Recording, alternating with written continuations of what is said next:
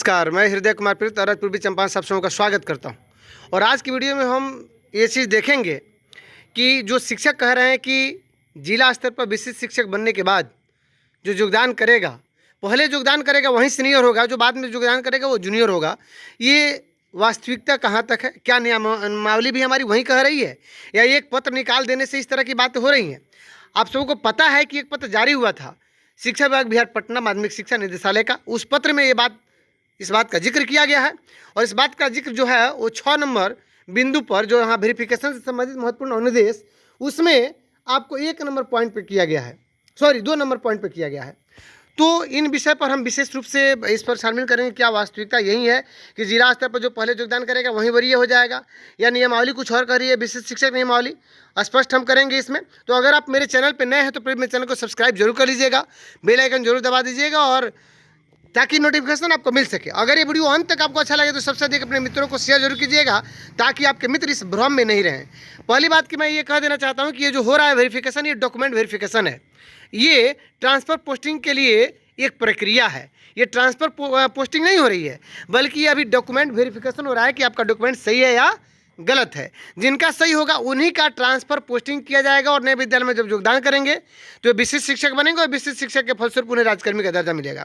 तो आइए, जो हमारे माध्यमिक शिक्षा निदेशक के द्वारा जो एक पत्र निकला था, ऐसे नीचे तो एस सिद्धार्थ साहब अपर मुख्य सचिव साहब का सिग्नेचर था, हस्ताक्षर था, लेकिन शिक्षा विभाग के द्वारा वो निकला हुआ पत्र था, जो बिहार पटना माध्यमिक शिक्षा निदेशालय के द्वारा ये आदेश था।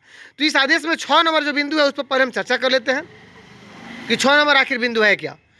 6 नंबर बिंदु कह रहा है कि वेरिफिकेशन से संबंधित महत्वपूर्ण अनुदेश है, निर्देश जो है कि वर्गवार, विषयवार, स्लॉटवार सक्षमता परीक्षा उत्तीर्ण शिक्षकों को पुस्तकाध्यक्ष की सूची शिक्षा विभाग के वेबसाइट पर अपलोड किया जाएगा। हमको इससे मतलब नहीं है, 2 नंबर बिंदु से हमको मतलब है। ये 2 नंबर कह रहा है कि वेरिफिकेशन हेतु कोई हड़बड़ी एवं आपाधापी न करें। वेरिफिकेशन की तिथि का अनुशंसित अभ्यर्थियों की वरीयता से कोई संबंध नहीं है। ये कह रहा है कि मान लीजिए किसी का अगर वेरिफिकेशन डेट अगर 3 तारीख है, किसी का वेरिफिकेशन 5 तारीख है, तो 3 तारीख वाला 5 तारीख से सीनियर हो गया। ये अगर सोच रहे हैं तो ये आप भ्रम में है। इसलिए कह रहा है कि उस अनुशंसित अभ्यर्थियों की वरीयता से कोई संबंध नहीं है। आगे इसने एक जो बिंदु इसमें डाला हुआ है जो बिल्कुल नहीं होगा, ये लिखने के लिए इस पत्र में लिख दिया गया कि उनकी वरीयता विद्यालय में योगदान की तिथि के आधार पर निर्धारित होगी। ये बिल्कुल, अब ये योगदान की तिथि के आधार पर निर्धारित होगी, ये स्पष्ट नहीं किया गया है कि विशिष्ट शिक्षक बनने के बाद योगदान की तिथि पर निर्धारित होगी, या जो नियोजित शिक्षक बने उस योगदान की तिथि पर के आधार पर निर्धारित होगी। मैं आपको बता दूं कि नियमावली कुछ और कह रही है। तो अगर आप सोचते हैं कि नहीं, विशिष्ट शिक्षक बनने पर ही योगदान की तिथि के आधार पर इसकी वरीयता का निर्धारण किया जाएगा, तो बिल्कुल आप भ्रम में हैं। ऐसी परिस्थितियों से अपने दोस्तों को बताइए कि नहीं, ये बिल्कुल गलत है। अगर इसमें लिख दिया गया है तो ठीक है, इससे कोई अंतर नहीं पड़ने वाला है, लेकिन जो गजट है, जो नियमावली है, जो बिहार सरकार के द्वारा निकाला गया था, उस नियमावली में आखिर क्या है?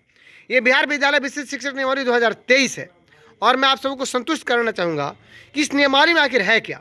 तो आइए, इस नियमावली में हम बात करेंगे कि संवर्ग का गठन 3-4 हो गया, सक्षमता परीक्षा। अच्छा, इसमें हम वरीयता जहाँ होगा, देखिए 7 नंबर, हम इसी पर बात करेंगे कि वरीयता जिला स्तर पर विशिष्ट शिक्षकों की एक वरीयता सूची संधारित की जाएगी। शिक्षकों की प्रत्येक श्रेणी यथा प्राथमिक, मध्य माध्यमिक और उच्च माध्यमिक के लिए विषयवार एवं अलग वरीयता सूची तैयार की जाएगी। बिल्कुल सही बात है, क्योंकि विशिष्ट शिक्षक जो बन रहे हैं वो प्राथमिक में, मध्य विद्यालय में, स्नातक उनकी कैटेगरी हो सकती है, आगे हाई स्कूल और 10+2 में अलग अलग ये 4 कैटेगरी हो गए। फिजिकल एक होंगे, बांग्ला उर्दू है ही। तो इस तरह से ये अलग अलग विषयवार और कोटिवार अलग अलग शिक्षक होंगे, लेकिन इनकी वरीयता का निर्धारण कैसे किया जाएगा? तो स्पष्ट रूप से इसमें लिखा गया है कि विशिष्ट शिक्षकों की वरीयता निम्नलिखित मानदंडों के अनुसार तैयार की जाएगी। और मानदंड क्या है कि स्थानीय निकायों के शिक्षकों के रूप में प्रशिक्षित वेतनमान प्राप्त करने की तिथि।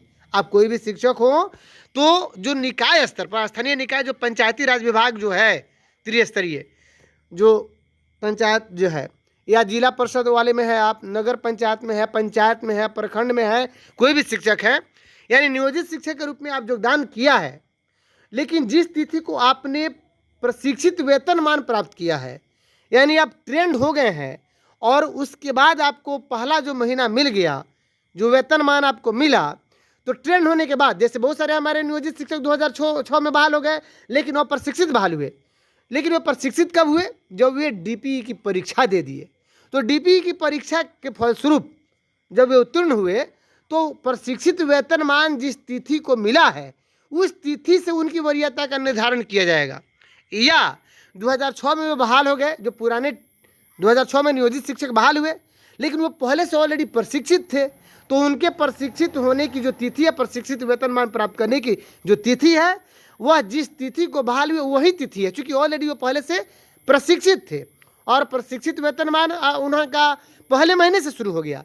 लेकिन जो अप्रशिक्षित जो थे, जो नियोजित में, तो उनको तो प्रशिक्षण जब मिला उसके बाद प्रशिक्षित हुए। तो इसलिए आप इस संशय में नहीं रहे कि अगर एक पत्र जारी कर दिया गया, एक लेटर जारी कर दिया गया माध्यमिक शिक्षा विभाग निदेशालय के द्वारा और एस सिद्धार्थ साहब का हस्ताक्षर है जिसमें स्पष्ट लिखा हुआ है कि योगदान करने की तिथि से वरीयता निर्धारण होगी, बिल्कुल नहीं होगी महोदय। इसलिए कि वो सिर्फ अभी डॉक्यूमेंट वेरिफिकेशन की बातचीत चल रही है। डॉक्यूमेंट वेरिफिकेशन एक प्रक्रिया है, उसके बाद आपका ट्रांसफ़र पोस्टिंग के लिए आवेदन लिया जाएगा और आपकी इच्छा अनुसार जैसा जो सरकार नियम निर्धारित करेगी वैसे ट्रांसफ़र पोस्टिंग का प्रोसेस चलेगा। लेकिन इसमें जो ऊहापोह की स्थिति है और जो लोगों को भ्रम फैलाया जा रहा है कि जो पहले योगदान कर लेगा वहीं सीनियर हो जाएगा, तो बिल्कुल इस बात को अपने दिमाग से निकाल दीजिए। चूँकि ये जरूरी नहीं कि सक्षमता परीक्षा सिर्फ 2006 या 3-5 के बहाल ही लोग दिए हैं, ये तो 3-5-6 से लेकर के 2020-22 तक जो बहाल जितने शिक्षक नियोजित हैं सभी दिए हैं।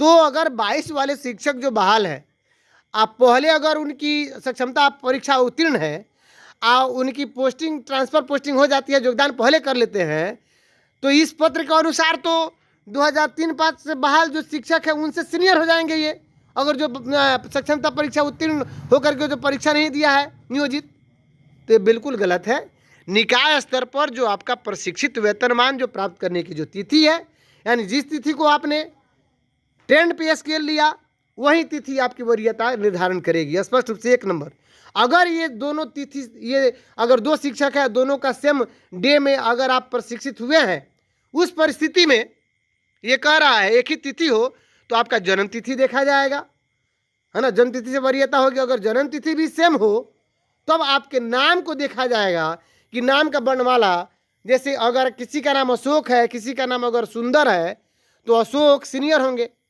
अगर सेम डे में योगदान हुआ, मान लीजिए 1/12/2006 को योगदान किए, 2010 में दोनों एक ही तिथि से अगर प्रशिक्षित हुए, एक ही तिथि से प्रशिक्षित के बाद उनको वेतनमान मिला, दोनों का जन्म तिथि अगर 5/7/85 है, उस परिस्थिति में उनके नाम को देखा जाएगा। तो ये स्पष्ट है। इसलिए आप इसमें निश्चिंत रहें कि आपकी वरीयता जो हमारे विशिष्ट शिक्षक बनेंगे वो ट्रेंड पे स्केल जो डेट है जिस दिन वे प्रशिक्षित वेतनमान लिए हैं निकाय स्तर पर, वही तिथि से वे सीनियर और जूनियर होंगे। स्पष्ट रूप से एक और चीज़ कर देना चाहता हूँ कि जहाँ तक कि बीपीएससी से वरीयता की जब भी बात होगी, जो क्योंकि ट्रेंड पे स्केल डेट नियोजित सबसे पहले लिए है, इसलिए सीनियर होंगे, ये स्पष्ट रूप से मैं बता देना चाहता हूं। तो अगर अभी तक ये वीडियो आपको अच्छी लगी तो सबसे अधिक आप इस वीडियो को शेयर कीजिएगा। अगर आप मेरे चैनल पर नए हैं तो फिर मेरे चैनल को सब्सक्राइब जरूर कर लीजिएगा, बेल आइकन जरूर दबा दीजिएगा। अगर ये वीडियो आपको अच्छी लगी हो और आप संतुष्ट हो गए हो कि उस लेटर से कोई मतलब नहीं है, हमारा जो नियमावली कहता है कि निकाय स्तर पर ट्रेंड पे स्केल डेट उसी तिथि से हमारी वरीयता निर्धारित होगी, तो आप इसे अधिक से अधिक शेयर कीजिएगा। मिलते हैं नेक्स्ट वीडियो में, तब तक के लिए थैंक यू।